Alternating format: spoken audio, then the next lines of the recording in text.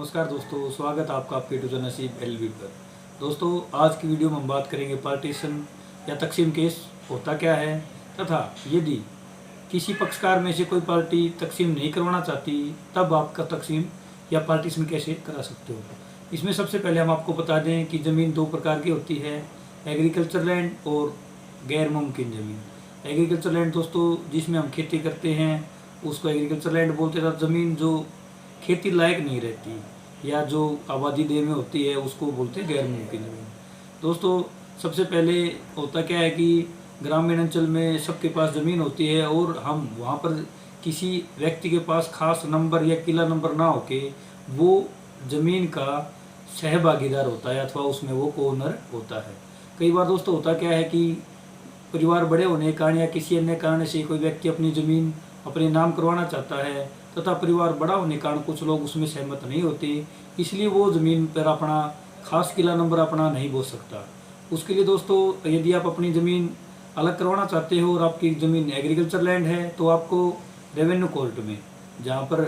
नायब तहसीलदार या तहसीलदार होते हैं जिनको एसी फर्स्ट ग्रेड या सेकंड ग्रेड की पावर डेलीगेट होती है या कोई अन्य अधिकारी जिसको पावर डेलीगेट होता है, वो एग्रीकल्चर लैंड का पार्टीशन कर सकता है। तथा यदि ज़मीन आपकी आबादी देह में है या गैर मुमकिन है तो उसके लिए आपको सिविल कोर्ट से पार्टीशन कराना होता है। उदाहरण के लिए दोस्तों हम बता दें, यदि कोई व्यक्ति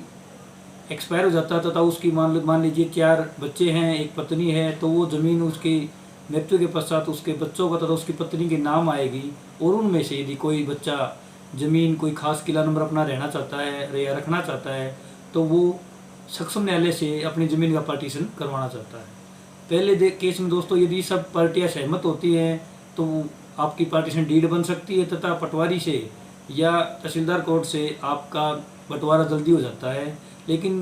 कई कारणों में दोस्तों होता क्या है कि कोई व्यक्ति घर से बाहर रहता है या वो अपनी ज़मीन या जो उसकी ज़मीन उसके बाटे में आती है उससे ज़्यादा ज़मीन होता है वो पार्टीशन नहीं करवाना चाहता, तब आपको रेवेन्यू कोर्ट से अपनी ज़मीन का पार्टीशन करवाना पड़ता है। उसके लिए दोस्तों सबसे पहले आपको एसी फर्स्ट ग्रेड या सेकंड ग्रेड रेवेन्यू ऑफिसर जो होता है वहाँ पे केस फाइल करना होता है और आपके केस में आपको अपना जैसे आप बंटवारा करवाना चाहते हो वो तरीका लिखना होता है तथा फर्ज जमाबंदी होती है वो लगानी होती है। यदि कोई अंतकाल पेंडिंग है तो उस अंतकाल की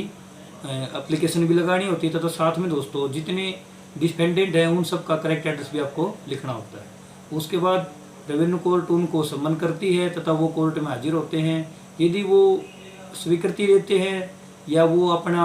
पक्ष में ये रखते हैं कि वो बंटवारा नहीं होने देना चाहते तो दोस्तों उनके ऑब्जेक्शन लिए जाते हैं तथा उसके बाद नक्शा ख और ग आता है तथा कोर्ट दोनों पक्षों को सुनने के पश्चात जो उसको उचित लगता है उसमें पार्टीशन डीड या आपको उसको सनद तकसीम कर सकते हैं। दोस्तों, पार्टीशन केस में हर ऑर्डर अपीलेबल होता है या उसकी रिवीजन डल सकती है, इसलिए कई पार्टियां उनको लिंगर ऑन कर देती हैं और वो आपका मैटर लंबा खिंच जाता है। इसलिए उसमें जितना शीघ्र हो सके उसमें आपको अपना वकील अपॉइंट करना चाहिए तथा अपने वकील के माध्यम से अपना केस फाइट करना चाहिए। कई बार दोस्तों होता क्या है कि जब आप कोई केस फाइल करते हो सामने वाली सब पार्टी एक्स पार्टी हो जाती हैं जो आपके लिए फ़ायदेमंद होता है तथा आपका जो पार्टीशन है वो बहुत जल्दी हो जाता है। उसी प्रकार दोस्तों गैर मुमकिन ज़मीन में सिविल कोर्ट में आप केस डालते हो उसमें भी आपको अपनी प्लांट की कॉपी तथा साथ में जो डिफेंडेंट बनते हैं उनके करेक्ट एड्रेस तथा नक्शा, उसी प्रकार आपके रेवेन्यू कोर्ट में भी आपको ऑक्सीजरी कॉपी देनी होती है तथा इसमें सिविल कोर्ट में भी आपको ऑक्सीजरी कॉपी देनी होती है। उसके बाद सिविल कोर्ट भी वैसे ही डिफेंडेंट को सम्मन करता है और वो अपने उसमें अपने ऑब्जेक्शन देते हैं, WS फाइल करते हैं तथा उसके बाद आपकी एविडेंस होती है और फिर दूसरी पार्टी की एविडेंस होती है। इस प्रकार दोस्तों उसके बाद सिविल कोर्ट भी प्रीलिमिनरी डिक्री जारी कर देती है तथा प्रीलिमिनरी डिक्री होने के बाद जो रेवेन्यू रिकॉर्ड में नए मालिक बनते हैं वो दोबारा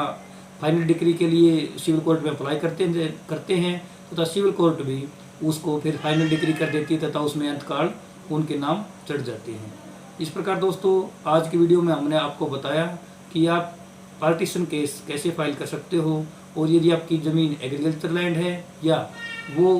गैर मुमकिन है तो भी अपनी ज़मीन का आप कैसे बंटवारा करा सकते हो। आशा करते हैं दोस्तों आज को हमारी वीडियो पसंद आई होगी। यदि वीडियो पसंद आई है तो वीडियो को लाइक करें तथा हमारे चैनल को लाइक एवं सब्सक्राइब जरूर करें तथा साथ में